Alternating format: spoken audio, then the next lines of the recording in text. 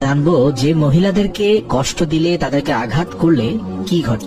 হযরত আলী রাদিয়াল্লাহু তাআলা আনহুর কাছে এক ব্যক্তি আসলেন এবং তার দুই হাত রেখে একত্রিত করে বলতে লাগলেন, ইয়া আলী, আমার বিবি আমার ঘরের ঠিকঠাক মতো দেখাশোনা করে না, সে আমার কোনো কাপড় পরিষ্কার করে দেয় না এবং সে ঘরের জিনিসপত্র ঠিকঠাক মতো গুছিয়ে রাখে না। তাহলে কি তার সাথে আমি রাগ করবো না? তাকে কিছু মারপিট করা উচিত না? এতটুকু বলার সঙ্গে সঙ্গে হযরত আলী রাদিয়াল্লাহু তাআলা আনহু বললেন, কে বলেছে তোমার বিবির উপর তোমার ঘরের কাজ করা ওয়াজিব রয়েছে? মনে রাখবে, ইসলামে মহিলাদের সম্মানকে যতটা উঁচুতে রাখা হয়েছে ততটা সম্মান অন্য কোনো মাযহাব দিতে পারেনি।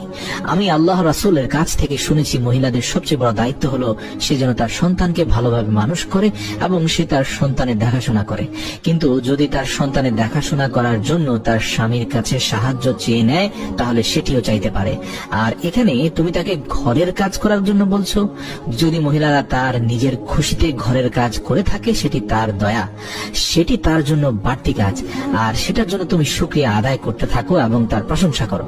আমি আল্লাহ রাসূলের মুখ থেকে শুনেছি, যে সময় মহিলারা নিজের ঘরের কাজ করে থাকে, সে সময় আল্লাহ রাব্বুল আলামিন ফেরেশতাদেরকে পৃথিবীর মাটিতে নামিয়ে দেন আর বলেন, যতক্ষণ পর্যন্ত এই মহিলা তার স্বামীর ঘরের কাজ করতে থাকবে, ততক্ষণ পর্যন্ত তুমি তার জন্য ইবাদত করতে থাকো, আমি এই সকল ইবাদত তার আমলনামায় যুক্ত করে দেব। সুবহানাল্লাহ।